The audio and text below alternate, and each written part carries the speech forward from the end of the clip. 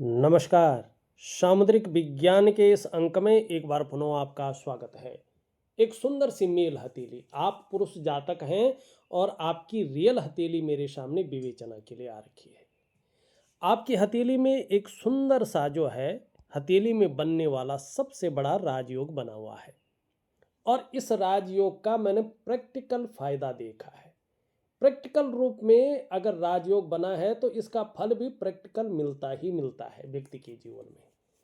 दो चीजें बहुत बड़ी महत्वपूर्ण हैं, इन चीजों के ऊपर जाएंगे। सबसे पहले मैं राजयोग को दिखाता हूं। बुध आदित्य राजयोग बन रहा है, बुध और आदित्य से, और बृहस्पति की अहम भूमिका इसमें मानी जाती है। ये आपका बुध का क्षेत्र है, मरकरी माउंट। ये उंगली देखेंगे तो कहीं ना कहीं सूर्य की उंगली आदित्य, ये आदित्य है, इसकी उंगली के पहले पौरवे तक पहुंच रही है। और यहाँ पे देखेंगे तो कहीं ना कहीं ये उंगली बड़ी है, इससे छोटी है, इससे भी छोटी है। ठीक है। देवगुरु बृहस्पति सुंदर अवस्था में है तो बुद्धादित्य राजयोग बन रहा है जन्म से ही। जब जन्म लिया है वो बुद्धादित्य राजयोग लेके पैदा हुए हैं, राजयोग लेके ही पैदा हुए हैं। और इसका कारण भी है, इस पे जब मैं केतु पे आऊंगा तो आपका पूर्व जन्म को देख करके आपको बताता हूं कि क्यों आप राजयोग लेके पैदा हुए हैं। भगवान की बहुत बड़ी कृपा है, ये निश्चित रूप से आप समझ लो। आप छोड़ मनी सामान्य इंसान नहीं है, कोई ना कोई देव का कुछ ना कुछ अंश आपके अंदर है। और हो सकता है पूर्व जन्म में ऐसा व्यक्ति देव पुरुष पैदा होता है, कोई देवता रहता है, तो वो इस जन्म में किसी खास आयाम को प्राप्त करने के लिए जन्म लेता है। उसका भी कारण आपकी हथेली में है। बहुत रहस्यमय, बहुत उज्जवल और बहुत कुछ जानने के लिए आपकी हथेली में विद्यमान है। ये राजयोग है। अगर समय रहते ऐसा राजयोग वाला व्यक्ति अपनी लक्ष्य का निर्धारण कर ले, अपनी मेहनत को दोगुना कर ले और एकाग्रता के साथ उस लक्ष्य की प्राप्ति के लिए मेहनत करे, तो ऐसा व्यक्ति सरकारी नौकरी या इससे संबंधित क्षेत्रों में कार्य पाता है। और खासकर अगर वो व्यक्ति बृहस्पति से संबंधित क्षेत्रों में कार्य करे, जैसे शिक्षा है, इंजीनियरिंग है, चिकित्सा है, मैनेजमेंट है, वाणिज्य है और कानून है, तो ये व्यक्ति बहुत बड़ी सफलता प्राप्त करता है। अब 1% अगर ऐसा राजयोग वाला व्यक्ति सरकारी नौकरी या इससे संबंधित क्षेत्रों में न जाए, तो फिर ऐसा व्यक्ति अपने व्यापार में आता है, जो मैंने देखा है अभी तक, और अपने व्यापार में उत्कृष्टता पाता है, अपने व्यापार के कारण जाना जाता है और अपने व्यापार के कारण ही इस व्यक्ति की एक पहचान बनती है, एक ब्रांड बनकर उभरता है, ये एक नाम होता है ऐसे व्यक्ति का।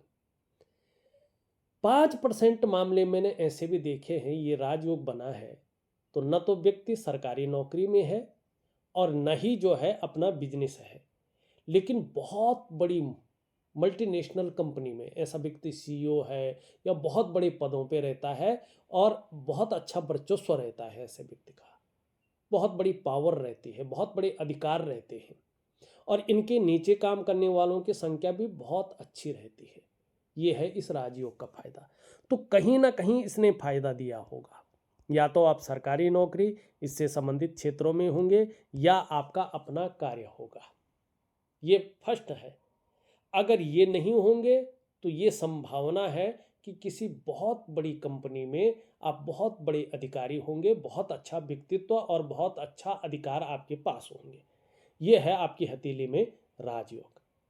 आपके सवाल भी लूंगा, लेकिन उससे पहले ये राजयोग बना क्यों, आप राजयोग लेके पैदा क्यों हुए। यहां पे देखिए, ध्यान से देखिएगा, ये आपका केतु का क्षेत्र है। ये केतु मुक्ति का कारक है, मोक्ष का कारक है। आपका कोई भी ग्रह, चाहे जन्मपत्री में हो, चाहे हस्तरेखा में हो, चाहे अंक ज्योतिष में हो या किसी में भी हो, कोई भी ग्रह आपको मुक्ति नहीं प्रदान करता है, मोक्ष नहीं देता है। केवल केतु ही ऐसा ग्रह है जो आपको मुक्ति की प्राप्ति कराता है, महानिर्वाण देता है, यानी मोक्ष देता है। दूसरी बात, ये ग्रह आपके कलेक्टिव कर्माज को दिखाता है, आपके पूर्व जन्म और आपके प्रारब्ध को आपके आगे ले आता है। इससे हथेली में पता चल जाता है, अगर आपके अंदर थोड़ी भी इष्ट कृपा है, आप भक्ति करते हैं, आप कुछ साधनाओं को करते हैं, तो आप हाथ देख के किसी व्यक्ति का या चेहरा देख के बता देंगे कि ये व्यक्ति किस उद्देश्य के लिए जन्मा है और पूर्व जन्म में ये क्या था। भले ही आपकी कुंडली में कुछ और योनि लिखा हुआ हो, लेकिन आपकी हथेली में स्पष्टता आती है, आपके चेहरे पे स्पष्टता आती है। हाँ, देखने वाला थोड़ा जो है साधन वाला होना चाहिए, साधनाओं को करने वाला होना चाहिए, और वो भी वैदिक साधनाओं को, मारण मोहन तंत्र वाला नहीं होना चाहिए। तो स्पष्ट नजर आता है कि इनका पूर्व जन्म क्या था। अब यहाँ पे देखिए, मैं आपको भी समझाता हूँ। ये केतु है, केतु में पहली रेखा देखिएगा, ये बताती है आपकी स्वास्थ्य को, आपके आरोग्य को और आपकी तंदुरुस्ती को। ये एकदम सुंदर है, स्पष्ट है, बेहतरीन है। इसका स्पष्ट मतलब है कि इससे तो यही लग रहा है, अन्य ग्रह अपने प्रभाव देंगे, लेकिन इससे ये लग रहा है कोई ऐसा रोग नहीं होने वाला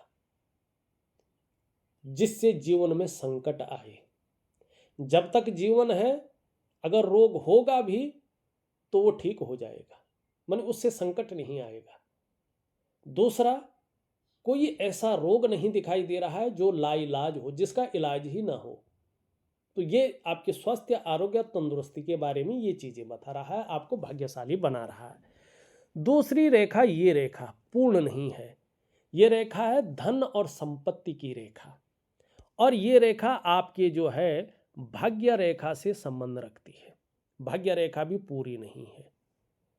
तो जितना आपके भाग्य में धन और संपत्ति है, उतनी आपने अर्जन नहीं कर पाई। जितने बड़े लेवल की धन और संपत्ति है, उतनी आप अर्जन नहीं कर पाए। इसका कारण क्या है? देखिएगा, देवगुरु आचार्य बृहस्पति शनि की तरफ दृष्टि गोचर कर रहे हैं।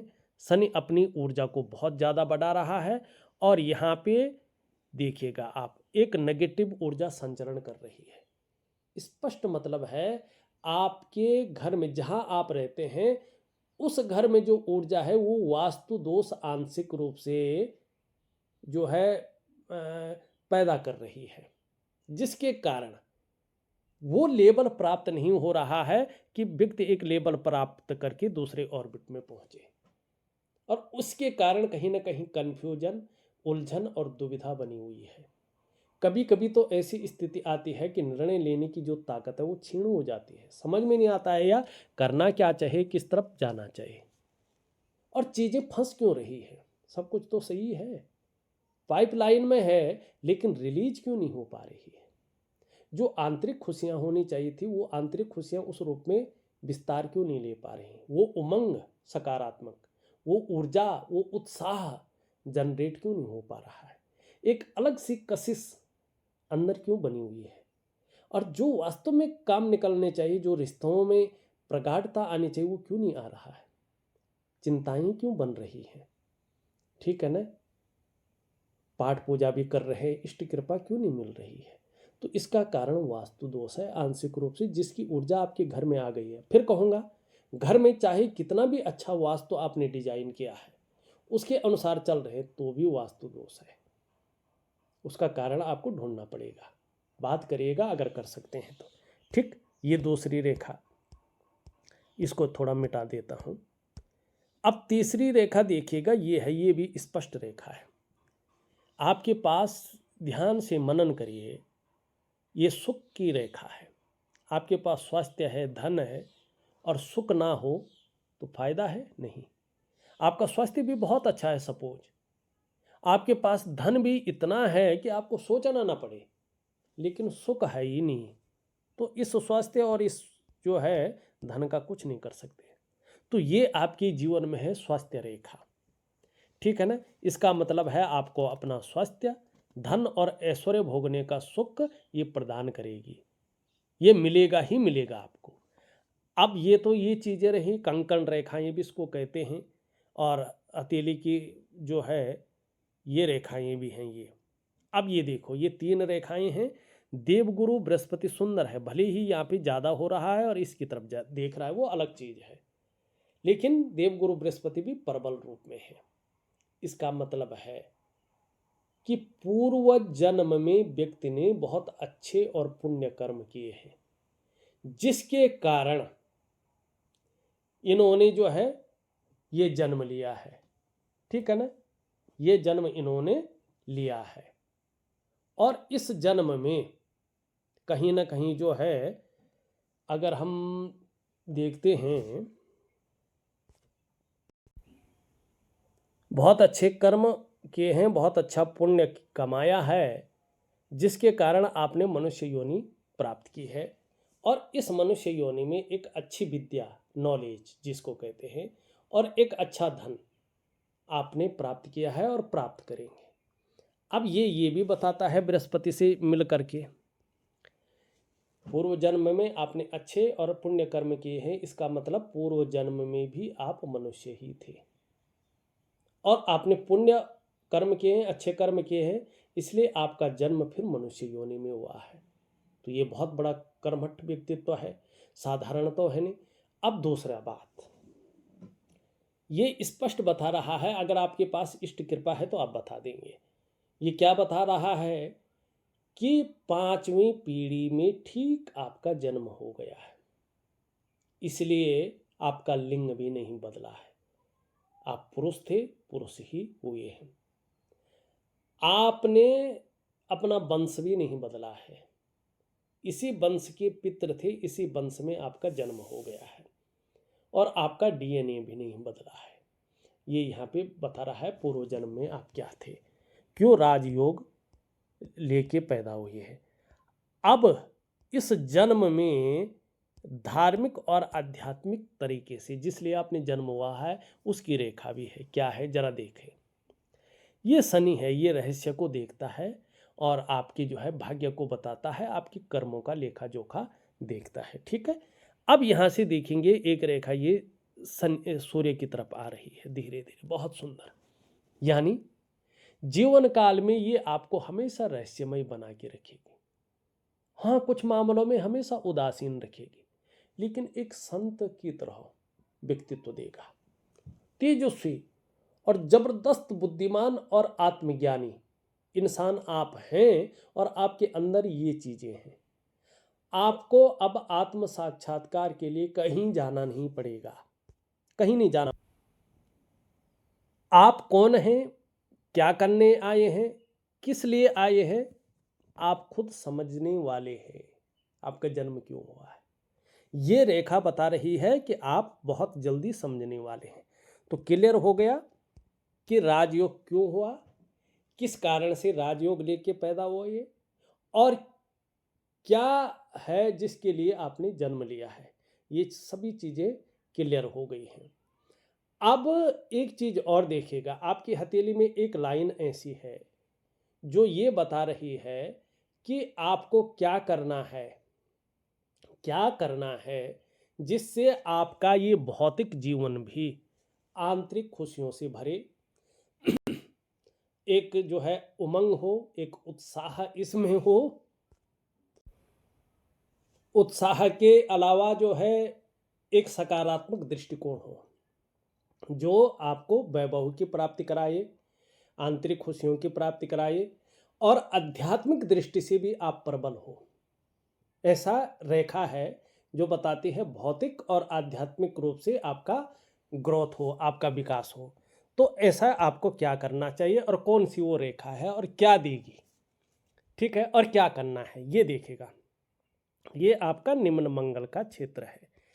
यहाँ पे देखेगा, यहाँ से निकल करके एक रेखा आ रही है और ये आपकी जीवन की रेखा है और ये जीवन की सहयोगी रेखा कहलाती है। बहुत सुंदर है, जरा ध्यान से देखिएगा। ठीक, ये रेखा बता रही है, ये रेखा है मंगल की रेखा और ये सबसे पहले बता रही है आपकी इष्ट को। वास्तव में आप देखेंगे तो पूर्व जन्म से ही आपके जो इष्ट हैं इस शरीर के, वो है हनुमान जी महाराज। और जितनी ज़्यादा शरणागति जाएंगे, जीवन में उतनी दिव्यता और उतनी ही भव्यता की आपको प्राप्ति होगी। ठीक, अब कितनी दिव्यता मिलेगी, कितनी भव्यता मिलेगी, ये आपके समर्पण और उसकी क्वालिटी के ऊपर डिपेंड करेगा। लेकिन ये बता रहा है जैसे ही आप अपने इष्ट की शरणागति जाते हैं, आपको निश्चित ही दूसरों का सहयोग बहुत अच्छा मिलने वाला है और जीवन में भगवान की भी बहुत अच्छी कृपा आपके ऊपर रहेगी, ये बता रहा है। दूसरा, ये कह रहा है कि ये इंगित कर रही है आप में बहुत अच्छी प्रतिभा है, आप तीव्र बुद्धि के मालिक हैं। आपके अंदर इस रेखा की वजह से सोचने और समझने की शक्ति विशेष रूप से ईश्वर ने दी है। ऐसा भी आपका व्यक्तित्व उभर कर आ रहा है कि एक बार यदि आपने कोई निर्णय ले लिया तो उसे अंत तक निभाने का सामर्थ्य भी रखेंगे। आपका व्यक्तित्व आगे चलकर अच्छा खासा प्रभावशाली रहने वाला है, इसमें कोई दो राय नहीं है। लेकिन शुक्र से मिल रहा थोड़ा लापरवाही के गुण भी देगा, तो आपको लापरवाही से बच के रहना है। जीवन में ग्रोथ चाहते हैं और सब कुछ पाना चाहते हैं और अपने अंदर एक सम्मोहन पैदा करना चाहते हैं, अपने अंदर एक जो है सकारात्मक स्थितियों को लाना चाहते हैं और जीवन की खुशियों से सरोबोर होना चाहते हैं और एक अलग प्रकार की पहचान बनाना चाहते हैं। हनुमान जी की शरण में जाइए। सब सुख लहे तुम्हारे सन्ना, तुम रक्षक काहू को डरना, दुर्गम काज जगत के जेते, सुगम अनुग्रह तुमरे तेते। ध्यान रखिएगा, इनकी इतनी अच्छी साधना है, उसको अगर आप कर लोगे तो सबसे पहला क्या प्रभाव पड़ेगा कि सामने वाले की बुद्धि और उसकी वाणी आपकी फेवर में काम करेगी। बाकी आपको क्या चाहिए, यही तो चाहिए, बाकी वो सब कुछ दे रहा है। तो ये रेखा आपके जीवन की सबसे बड़ी रेखा है और आपकी हथेली की भी सबसे बड़ी रेखा है। अब आप जानना चाहते हैं अपने स्वास्थ्य के बारे में, स्वास्थ्य कैसा रहेगा आपका। तो थोड़ा सा अगर हम देखेंगे तो इस चीज को देखो, थोड़ा कंफ्यूजन, उलझन और दुविधा बता रहा है। निर्णय लेने की ताकत को थोड़ा क्षीण करता हुआ दिख रहा है, सही से डिसीजन नहीं ले पाएंगे वास्तव में करना क्या चाहिए और किस तरफ जाना चाहिए। वही यहाँ से देखेंगे तो ये करियर और धन की रेखा एकाएक यहाँ पे जा रही है। भावनाओं के वशीभूत होकर आप थोड़ा गलत निर्णय ले सकते हैं और उस गलत निर्णय के कारण अपनी डेवलपमेंट को, अपनी प्रोग्रेस को आप बाधित कर सकते हैं। तो इस चीज़ से आप बच के चलिए। दूसरी बात, ये थोड़ा सा जो है चश्मा वगैरह चढ़ा सकता है, थोड़ा सा ब्लड प्रेशर की समस्या ना दे, घुटने वगैरह में दर्द ना दे। तो इसके लिए दिव्य योग ध्यान क्रिया और दिव्य सूर्य क्रिया मैं आपको दे रहा हूँ। दूसरा देखेंगे, ये आपका चंद्रमा है, ये भी थोड़ा असंतुलित अवस्था में है और यहाँ पे देवगुरु बृहस्पति शनि की तरफ दृष्टिगोचर कर रहा है। शनि थोड़ा ऊर्जा बढ़ा रहा है। ये तीनों ग्रह मिल करके यहाँ पे थोड़ा सा बेवजह की चिंताएं दे रही हैं या ऐसी वजहें प्राप्त करवा रही हैं जो हमेशा आपको एक तनाव में रख रही है। और आप पाठ पूजा कर रहे हैं, बहुत सारी चीज़ें कर रहे हैं, लेकिन इष्ट कृपा आपको नहीं मिल पा रही है। इसके कारण मन जहां गड़बड़ स्थिति में है, मानसिक परेशानी से ग्रसित करने की कोशिश कर रहा है, वहीं ये भावुकता देता हुआ दिखाई दे रहा है या इमोशनली थोड़ा परेशान करता हुआ दिख रहा है। इसके कारण कभी कभी आपका मन अच्छा नहीं रहता है, मन भटकता है, मन व्याकुल हो जाता है, मन उच्चाट हो जाता है और काम कहीं कर रहे हैं, मन कहीं और गया हुआ हो सकता है। अपने डाइजेस्टिव सिस्टम का भी आपको ध्यान रखना पड़ेगा। पेट की दिक्कतें आ सकती हैं या नींद आने में भी ये दिक्कतों का सामना करवा सकता है।